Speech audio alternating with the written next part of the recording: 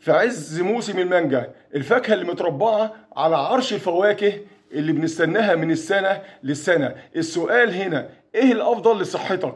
انك تاكل المانجا زي ما هي ولا تشربها عصير؟ في الفيديو ده ان شاء الله هنقول الفرق الكبير بينهم، وكمان هنعرف الفوائد العظيمة للمانجا وعلى اضرارها، وهنقول ايه من الناس اللي المفروض ياخدوا بالهم قبل ما ياكلوها. تابعني للاخر علشان هتعرف معلومات جديدة جدا عن المانجا.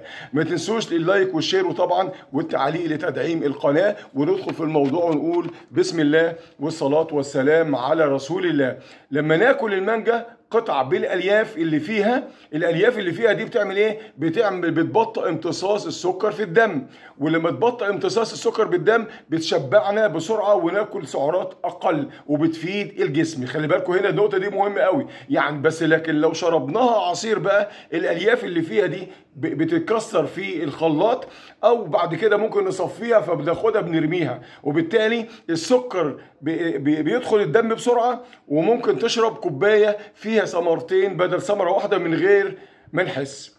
غير ان كتير من الناس كمان مش بيكتفوا بالعصير المانجا اللي مليان سكر وبيرفع سكر الدم، لا بيضيفوا عليها سكر من بره كمان، يعني سكر وسعرات اكتر ومفيش شبع. يعني لو عايز تستفيد وتتحكم في وزنك، لو عايز تستفيد وتتحكم في وزنك وسكرك، كل المانجا قطع مش عصير. طب نشوف فوائد المانجا. الفوائد المانجا اللي قال عليها العلماء والدراسات بتقول ايه؟ المانجا بتقوي المناعة. ليه بقى؟ عشان كمان غنية بفيتامين ايه؟ بفيتامين سي. المانجا فيها فيتامين ايه وبيتا كاروتين، يعني بتحافظ على النظر وعلى البشرة. المانجا مليانة الياف ومليانه انزيمات هاضمه. يعني افهم ايه من الكلام ده؟ يعني بتحسن الهضم. المانجا فيها بوتاسيوم، ومع الالياف، البوتاسيوم مع الالياف بالظبط بيقللوا الضغط وبيقللوا الكوليسترول. المانجا فيها سكريات طبيعيه سهله الامتصاص، يعني بتمد الجسم بايه؟ بتمد الجسم بالطاقه. المانجا فيها مضادات اكسده زي المانجيفيرين. مانجيفيرين بتحمي من ايه؟ بتحمي من الالتهابات وبتحمي من بعض ايه؟ السرطانات. طب هل المانجا لها اضرار؟ المانجا دي لها اضرار طبعا. اي حاجه بنفرط في اكلها طبعا لازم يكون فيها اضرار. يعني اي حاجه مهما نكون بنحبها ومهما يكون لها فوائد عظيمه بناكل منها كتير، ممكن يكون ليها اضرار. طب ايه الاضرار بقى؟ فاكهه ايه الجميله دي؟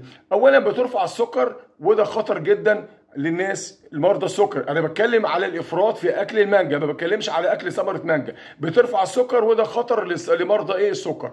بتزود الوزن، لما ناكل كتير هتزود وزننا، وممكن ناكل كتير بتعمل لنا اسهال وبتعمل لنا ايه؟ انتفاخ. وبعض الناس عندهم حساسيه من قشره المانجا بتعمل لهم طفح جلدي. واللي بيعمل رجيم طبعا ياخدوا بالهم من السعرات. طب ايه الكميه المناسبه؟ ناكل قد ايه من المانجا عشان ما تضرناش؟ العلماء قالوا ثمرة متوسطة، ثمرة متوسطة كفاية جدا عن اليوم. أنا بقول ثمر، ففي ثمرة مانجا ممكن 3 كيلو، يعني هناكل أقول مختار قال ثمر.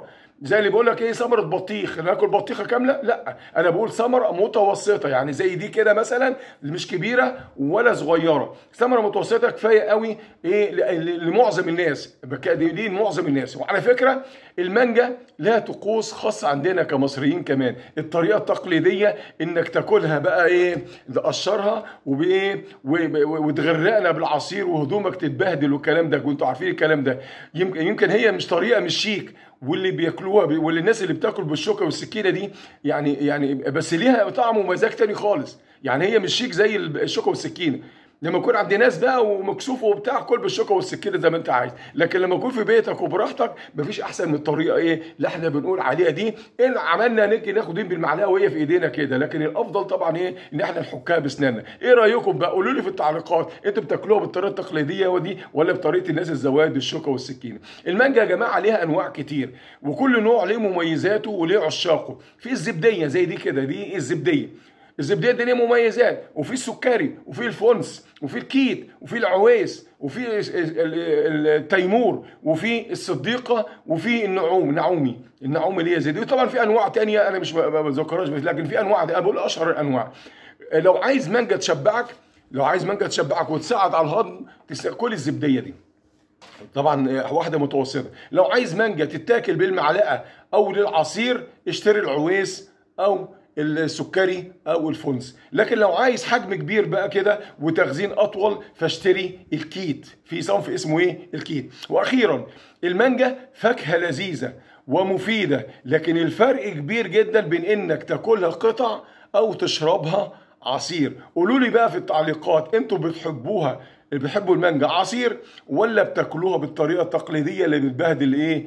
الهدوم، ولا بتاكلوها بالشوكه والسكينه عشان انتوا ولاد زوات؟ لو عجبكم الفيديو ده ما تنسوش تدعموا القناه وتعملوا اللايك والشير وتشتركوا في القناه وتدوسوا على زر الجرس علشان يوصل لكم كل جديد. اي فيديو هيتنشر يوصل لكم الاشعار بتاعه. وما تنسوش تدعوا لي وتصلوا على النبي صلى الله عليه وسلم في تعليق وتدعموا لاخوانكم، وما تنسوش تدعموا القناه زي ما قلت لكم. والسلام عليكم ورحمه الله وبركاته.